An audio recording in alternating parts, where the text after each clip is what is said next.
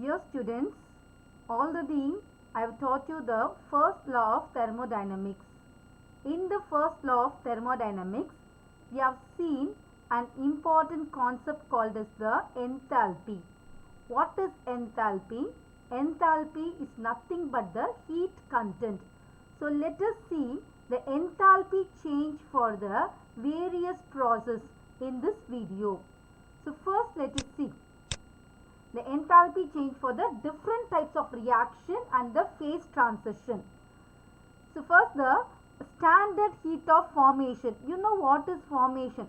Something newly formed. So when you take the chemistry or the chemicals, what is newly formed? The compound is newly formed. From which it is formed? It is formed from the element. So the standard heat of formation of a compound is defined as the change in enthalpy takes place when 1 mole of the compound formed from its element present in their standard state. So at standard state, what is standard state? Standard state is nothing but the enthalpy change at 298 Kelvin and 1 bar pressure. So from the element's enthalpy, we can calculate the compound, so through which it was formed. By the convection, the standard heat of formation of all the elements is assigned a value of 0. So for a pure element, the enthalpy change is 0. The standard enthalpy is 0. So from that only we are going to find out the enthalpy of formation. So if everything is 0, then how can we find out the enthalpy of formation? So that only we can find out the enthalpy of formation or the enthalpy of reaction through the enthalpy of formation. So let us see how it is happening. What is enthalpy of reaction? You know what is reaction? In any process, if 2 or more components react to give a product, then we say it have undergone a chemical reaction. So what the standard enthalpy of a reaction is the enthalpy change for the reaction when all the reactant and the product are present in their standard state. So the standard state, it is indicated by the symbol del H naught when the naught is at the top. So we call it is in the superscript. If the naught is there, then we say it is in the standard condition. So we can calculate the enthalpy of reaction under the standard condition from the value of enthalpy of the formation of various reactant and the product. So the enthalpy of reaction is nothing but it is equal to the difference between the standard enthalpy of formation of the product and the reactant. So I can say del HR, that is the change in the enthalpy of the reaction, is equal to sigma. It is called as a summation. So sigma del HR, that is the enthalpy of the standard enthalpy of the reaction for the product, minus sigma del HR naught of the reactant.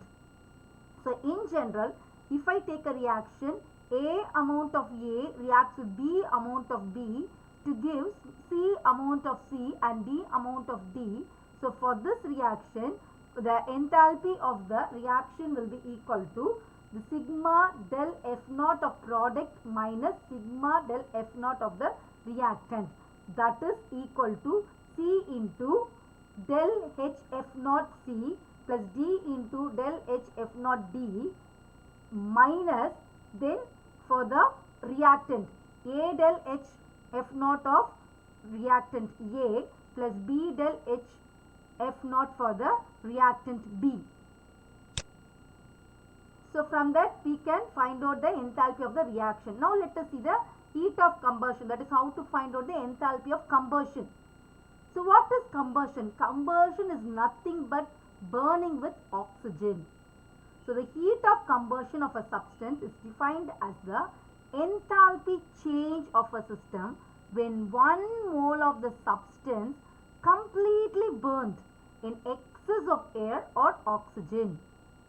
So in oxygen, if 1 mole of the substance completely burns what is the heat given by that? That is called as the heat of combustion. So the heat, let us take the heat of combustion for the methane. Methane reacts with oxygen to give carbon dioxide and water. Here we will see the enthalpy of combustion is equal to minus 87.78 kilojoules moles inverse 1. Same time when you take the combustion of carbon, that is the carbon reacts with oxygen to give the carbon dioxide. Here the value of the heat of combustion, that is the enthalpy change of combustion, is equal to minus 394.55 kilojoule moles inverse 1. If you see the combustion of the methane as well as the combustion of the carbon, you can see that the del HC value is in the minus. So this shows that the combustion reaction is always exothermic. That is, the combustion reaction will take place with the liberation of heat. Now let us see the another two concepts, the molar heat capacities. What is molar heat capacities?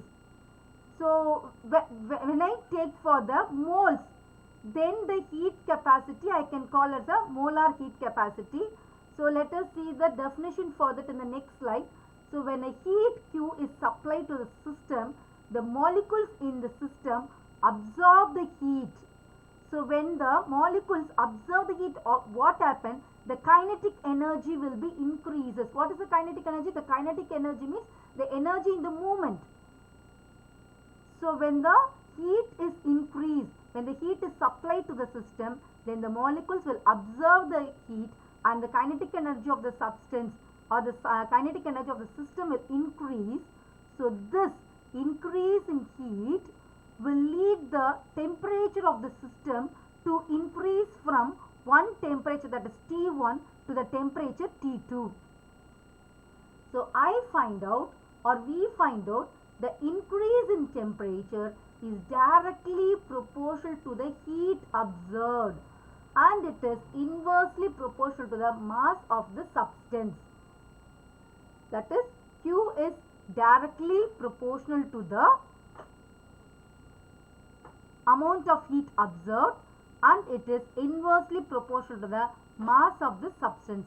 So I can represent Q is equal to, or Q is proportional to M into del T. So I know Q is equal to, whenever there is a proportionality sign, to remove the proportionality sign, we are introducing the constant. Here I am introducing the constant C, which is called as a heat capacity. So Q is equal to C into M del T, or C will be equal to Q by M del T. We know what is del T. It is the final temperature minus the initial temperature. So we know C is equal to Q by M into T2 minus T1. So from this equation, if I take 1 kg of the mass and the temperature difference is only 1 Kelvin, then I can say the C will be equal to Q by M is equal to 1, T2 minus T1 is equal to 1. So 1 into 1 will get 1. Anything divided by 1 will get the same thing. So we get C is equal to Q. So this term we called as the specific heat capacity. So what is specific heat capacity? It is nothing but the heat absorbed by 1 kilogram of the substance to raise the temperature of the substance to 1 Kelvin at the specified temperature.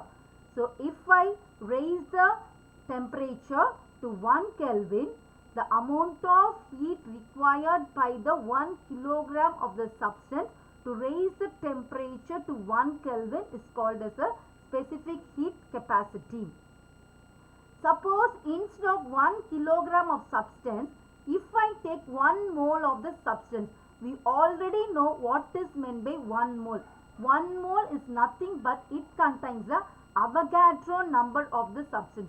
So which contains the Avogadro number of the substance? That the molar mass of the substance. For example, if I take the carbon dioxide, if its molar mass is 44 gram, So the 44 gram of carbon dioxide is called as the 1 mole. Or if I take the water, we know the molecular mass of the water is 18 grams. That means the 18 gram of water is called as 1 mole. So for any substance, if you calculate the heat capacity for 1 mole, then it is called as a molar heat capacity. If I calculate the heat capacity for 1 kg, then it is called as the specific heat capacity. If I calculate for the 1 mole, then it is called as a molar heat capacity. So the amount of heat absorbed by 1 mole of the substance to raise the temperature to 1 Kelvin, that is called as the molar heat capacity. And now let us see the unit for the molar heat capacities. So the SI unit for the molar heat capacity is Joule, Kelvin inverse 1, mole inverse 1.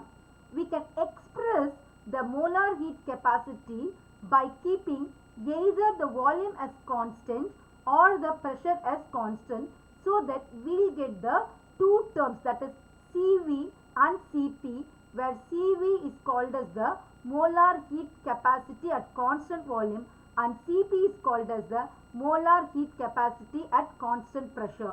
So from the first law of thermodynamics, we know U is equal to Q plus W, or else we already studied the W can be applied as minus PdV. So Q is equal to U plus PdV.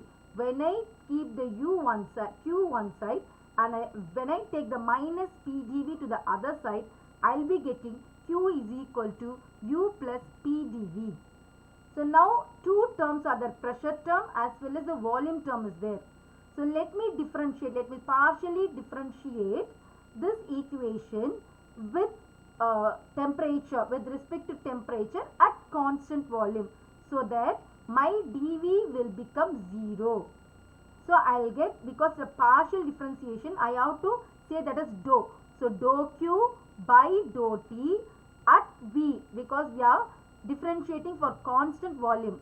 So V will be equal to dou U by dou T at constant V, or else I can say dou Q by dou T, that is the change in heat capacity at constant volume. I can name that as CV. So CV is equal to dou U by dou T at V. So thus the heat capacity at constant volume is defined as the rate of change in internal energy with respect to the temperature at constant volume. Same thing I can express for the constant pressure also.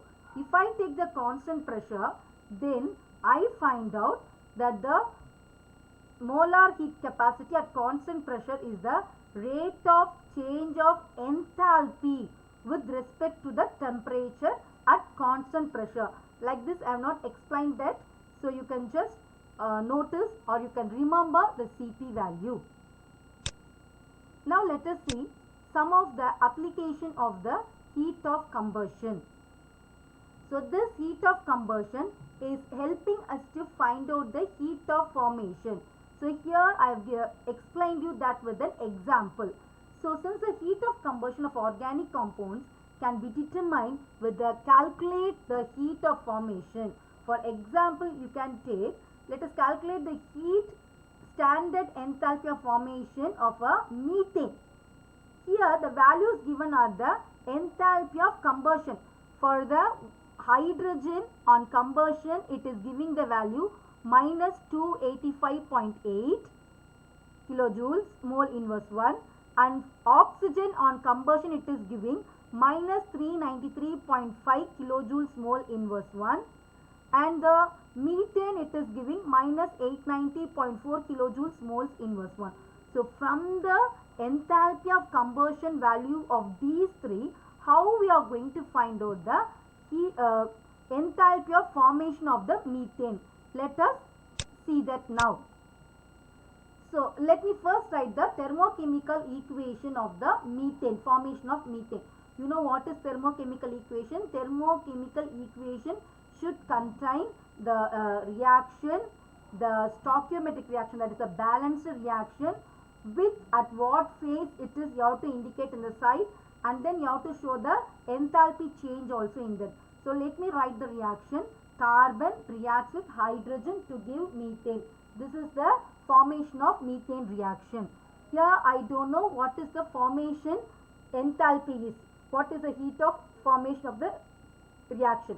So let me take that as x kilojoules moles inverse 1. I am going to find out that only now. Now let me write the heat of combustion reaction for everything. First let me take for the hydrogen. Already I told you what are the values. So hydrogen combustion means it should be react with oxygen.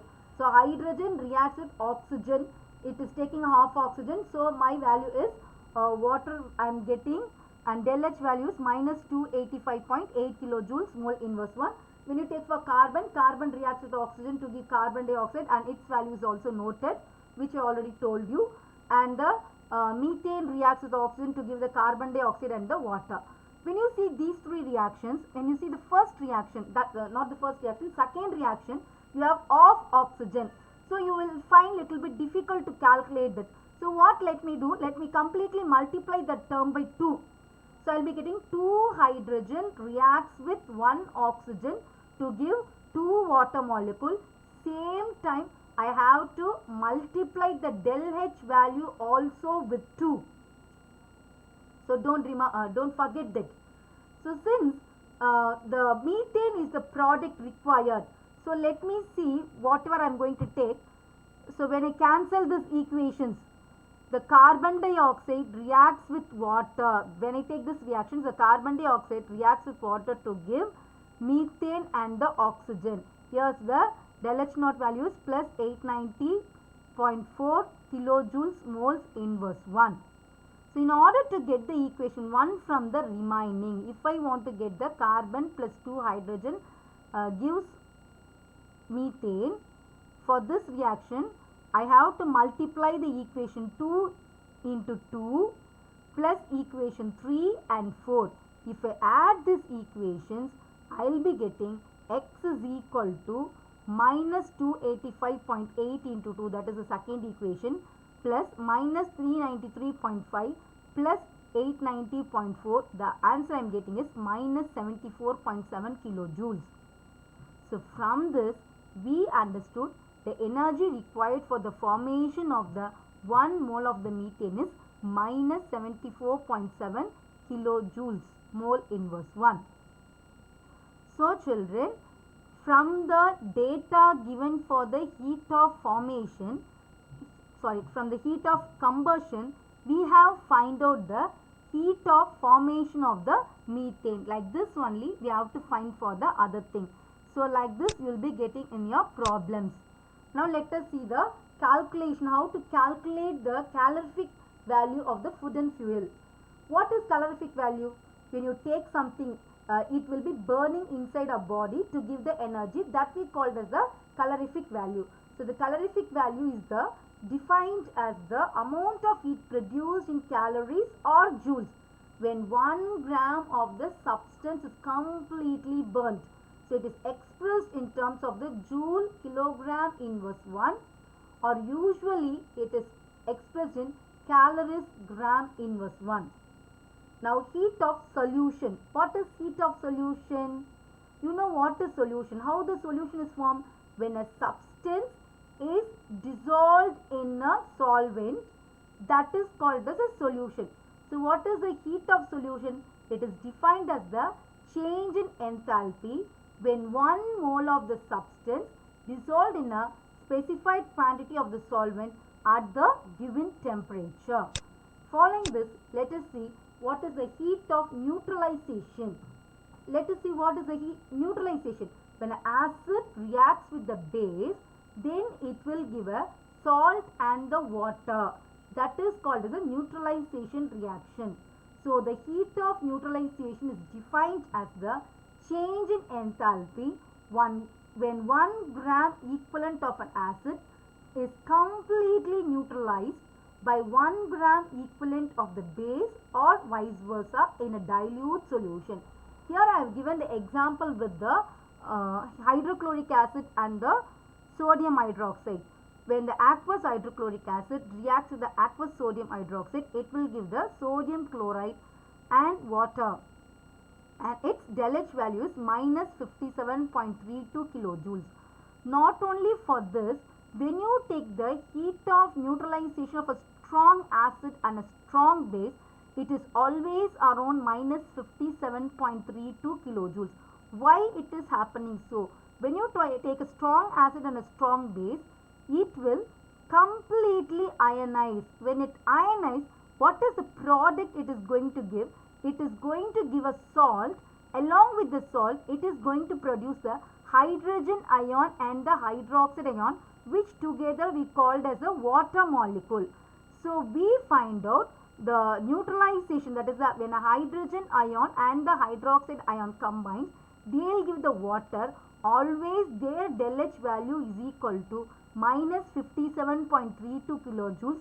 That's why we always get the heat of neutralization of a strong acid and a strong base is minus 57.32 kilojoules, because one of the product formed is the water, which is completely ionized to give the water. So this you can remember because it will be asked in the 1 mark often. And next let us see the heat of the molar heat of fusion. The molar heat of fusion is defined as the change in enthalpy when 1 mole of the solid substance is converted into, so you know first of all what is the fusion? Fusion means solid converted into liquid. So the molar heat of fusion is defined as the change in enthalpy when 1 mole of the solid substance is converted into the liquid at its melting point. For example, if you take the ice will melt at 0 degree Celsius. If you want to convey the 0 degree Celsius in the Kelvins, that is equal to 273 Kelvin. So the heat of fusion of ice at 273 Kelvin is equal to plus 5.98 kilojoules. That is, the ice is observing 5.98 kilojoules of heat and it is converted into liquid at its melting point, that is 0 degree Celsius. Now let us see what is the molar heat of vaporization. The molar, first what is vaporization? Vaporization is nothing but the liquid is converted into vapor at its boiling point. So the molar heat of vaporization is defined as the change in enthalpy when 1 mole of the liquid is converted into its vapor state at its boiling point. The heat of vaporization of the water, if you take, water will be evaporating or vaporizing at 100 degrees Celsius. That is 100 degrees Celsius is the boiling point of the water. So the heat of vaporization of the water at 373 Kelvin is equal to plus 40.626 kilojoules. And then let us see the molar heat of sublimation. What is sublimation? The solid is directly converting into the vapor phase without changing into the liquid phase. So the molar heat of sublimation is defined as the change in enthalpy when 1 mole of the solid is directly converted into the vapor state at its sublimation temperature. If you take the iodine at 373 Kelvin, it will get sublimed and it will observe the heat of 62.42 kilojoules. Then heat of transition. What is transition? We can say this for the allotropes. From conversion from one form to another form. What is the heat it is taking? For example, I can convert the diamond into graphite as well as the graphite into diamond. So the change in enthalpy when 1 mole of the element changes from one of its allotropic form to the another. So for the diamond, for changing the diamond into graphite, the diamond will absorb 13.81 kilojoules of heat and it will be converted into graphite, and graphite it will be done in a vice versa. So children, I think so you would have understood what I taught in this, and thank you very much children.